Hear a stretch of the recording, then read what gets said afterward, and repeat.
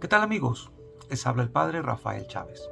Sean bienvenidos nuevamente a este pequeño espacio de meditaciones. Edición sabatina. Señor Dios, concédenos a nosotros, tus siervos, gozar siempre de completa salud de alma y cuerpo.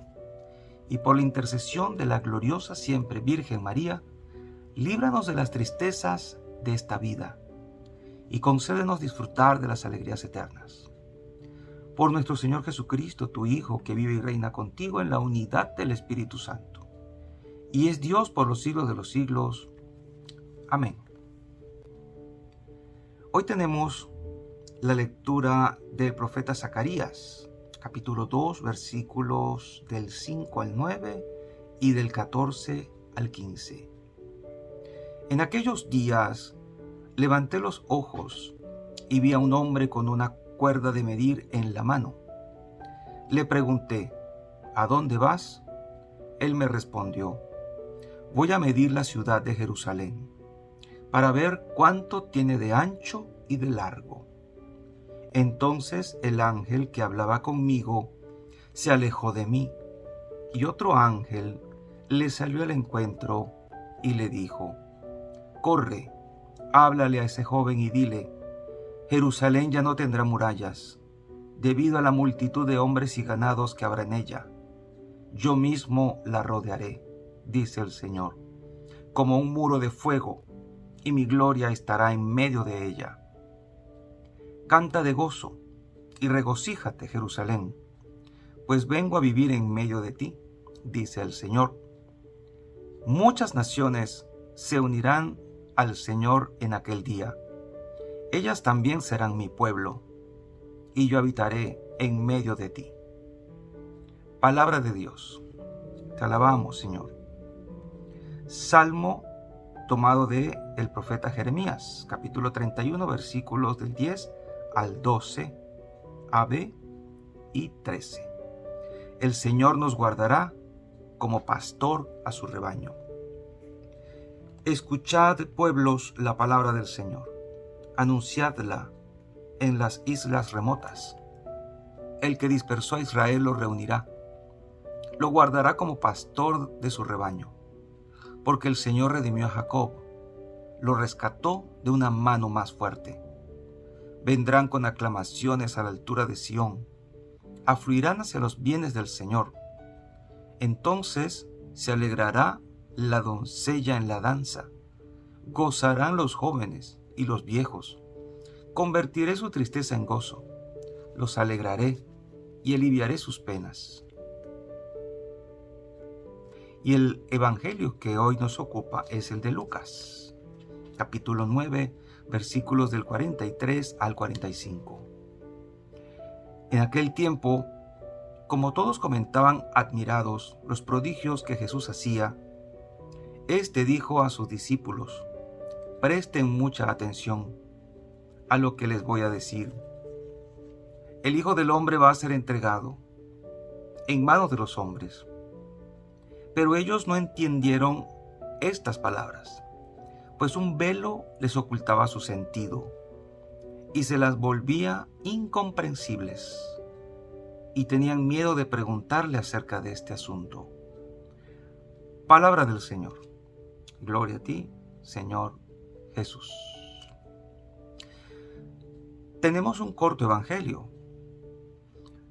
apenas 3 versículos, pero qué interesante lo que nos cuenta. Jesús sigue anunciando su pasión y los discípulos no entienden. Dice que un velo les volvía sus palabras incomprensibles. Además que tenían miedo de preguntarle sobre este asunto.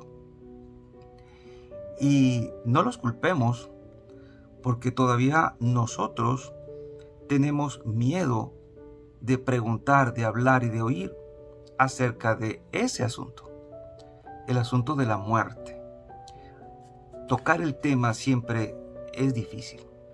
Incluso nosotros los sacerdotes que tenemos que enfrentarnos a esto todo el tiempo, funerales, unción de enfermos, consolar a los familiares, planificar entierros, sepultura, visitar los cementerios, que para nosotros puede ser algo cotidiano, incluso normal y algo familiar, sigue siendo algo complicado, porque siempre son familias distintas y cada familia lo toma de una manera diferente. Y cuando se trata, por ejemplo, de dar la homilía en un funeral, no siempre es tan sencillo cuando hay gente muy afligida, llorando, a veces apegada al féretro. Es complicado. No es fácil afrontar el tema de la muerte, aun cuando uno sabe todo lo que es la esperanza cristiana, la resurrección, de la cual Jesús ya también había hablado a sus discípulos. Pero cuando se habla de morir, esto da miedo. Y los discípulos no querían. Recordemos cómo Pedro, cuando Jesús anunció su pasión, quiso disuadirlo de que no, eso no puede pasarte. Tal vez porque ellos también sentían que al morir el maestro, ellos también correrían la misma suerte. Y Jesús fue cuando le dijo: apártate de mí, Satanás. Pero no era la primera vez que ellos no entendían lo que les venía encima. Hay un comentario bien interesante donde dice que habían 2 ocasiones, por ejemplo, típicas, donde ellos no entendían. Después de que alimentó a 5,000 personas, por ejemplo, está en San Marcos, capítulo 6, dice el texto que no habían entendido el milagro de los panes, y tampoco cuando Jesús les advirtió de aquello de la levadura de los fariseos. Los apóstoles estaban confundidos y pensaron que estaba hablando del pan que habían olvidado llevar. Eso está en Marcos capítulo 8, versículo del 14 en adelante. O sea que no todo a los discípulos les será claro entender. A nosotros también. Hay cosas que dice el Señor y que no entendemos. Cosas que suceden y no entendemos. Y no nos queda más que esperar. Seguir rezando y esperar, aunque a veces sentimos que Dios calla, que Dios no nos oye. Y aunque Dios no hiciera las cosas como nosotros quisiéramos que ocurrieran, eso no nos da derecho, por decirlo de esta manera, a decir: ya no creo en Dios, Dios no existe, Dios no me oye y yo ya no rezo más, me alejo de la iglesia, me alejo de la fe y me convierto en agnóstico o en ateo. No tiene por qué ser así. Incluso me atrevo a comentarle o a leerles este otro comentario muy interesante de esta página de catholic.net, que dice: el Hijo del Hombre va a ser entregado a manos de los hombres. Estas palabras de Jesús congelan a los discípulos que pensaban en un camino triunfal, palabras que se mantenían misteriosas para ellos porque no entendían el sentido y tenían miedo de interrogarlo sobre este argumento. Tenían miedo de la cruz.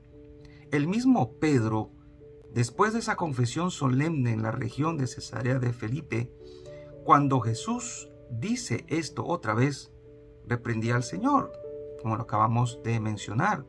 No, Señor, no, esto no. Tenía miedo de la cruz. Pero no solo los discípulos, no solo Pedro, el mismo Jesús también tenía miedo de la cruz. Él no podía engañarse. Él sabía tanto era el miedo que Jesús tenía, que esa misma tarde del jueves, y todos lo oímos, él sudó sangre. Tanto era el miedo que Jesús tenía que casi dijo lo mismo que Pedro.